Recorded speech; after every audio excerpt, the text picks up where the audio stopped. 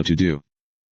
In this video, we'll learn how to insert filters in Microsoft Excel, a quick way to sort and analyze your data.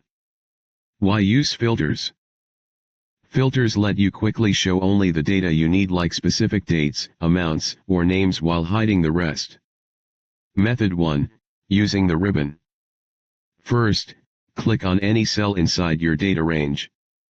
Now go to the top and click on the Data tab in the ribbon. Then click on the icon labeled Filter. It looks like a small funnel.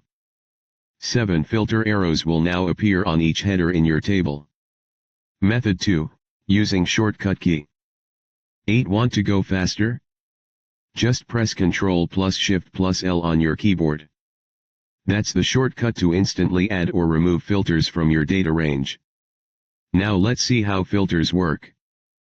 1. Click the filter arrow next to a column header and you'll see options to sort data, search for specific values, or filter by condition. You can even filter by color if you've used conditional formatting or manually applied colors. And that's it.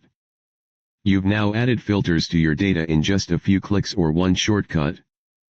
Filters make it super easy to focus only on what matters most. Like and follow for more Excel tips.